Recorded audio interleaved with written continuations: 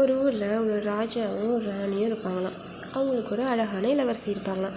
இளவரசி என்ன பண்ணுவாங்க, ரொம்பவே கலைகள்லாம் கற்றுக்கணும் அப்படின்ட்டு என்ன பண்ணுவாங்கன்னா, வீணை செய்கிறதுக்காக என்ன பண்ணுவாங்க, வீணை வாசிப்பாங்கள்ல, அந்த கலைகளை கற்றுக்கிறதுக்காக என்ன பண்ணுவாங்கன்னா, இந்த இளவரசி போவாங்க. இப்போ போகிறப்ப இளவரசிக்கு என்ன ஆகும் அப்படின்னா, வீணை வாசிப்பாங்களா, வீணை வாசிக்கிறதுக்காக போவாங்களாம். அந்த வீணை வாசிக்கிறவங்க பார்த்தீங்க அப்படின்னா, எப்படி சொல்கிறது, அவங்களுக்கும் இந்த இளவரசிக்கும் ஒரே பருவம் தான் இருக்குமா. ஆனால் இந்த இளவரசிக்கு அந்த வீணை வாசிக்கிறவங்களும் ரொம்பவே பிடிக்குமா.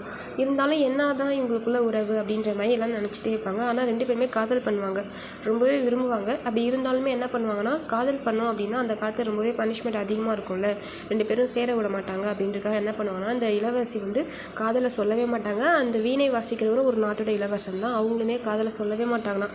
2 பேருமே அப்படியே என்ன சொல்கிறது, சொல்லிக்காமவே காதல் பண்ணிகிட்டே இருப்பாங்க. அப்போ என்ன ஆகும், அந்த இளவரசர் என்ன பண்ணுவார்னா, வீணை வாசிப்பாராம். வீணை வாசிக்கிறப்ப அழுது வாசிப்பார். அப்படியே வாசிக்கிறப்ப ஏன்னா இந்த பொண்ணை மறக்கவே முடியாது, வீணை அப்படியே கவனமாக வாசிக்கணும் அப்படின்ற மாதிரி அழுது வாசிப்பாங்க.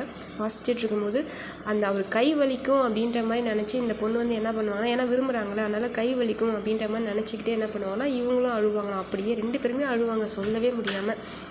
2 பேரும் சேர்ந்து ரொம்பவே அப்படியே அழுதுகிட்டே இருப்பாங்க. ரொம்பவே கஷ்டமாக இருக்கும். உடனே அதுக்கப்புறம் ஏன் அப்படின்னா 2 பேருமே பேசிக்கவே வர மாட்டாங்களாம். ஒரு வீணை வாசிக்கிறவங்க என்னென்னா, எதுவுமே சொல்லக்கூடாதான், இப்படி வீணை வாசிச்சுட்டு அப்படியே கீழே எழுதி வச்சுருவாங்க, இந்த இதுக்கு பண்ணணும் அப்படின்ட்டு அப்படியே கையை ஆக்ஷனில் பண்ணுவாங்களாம். பேசவே விட மாட்டாங்களாம். ஏன்னா அந்தளவு ரொம்பவே கண்டிப்பாக இருக்குமா அந்த அரண்மனையில்.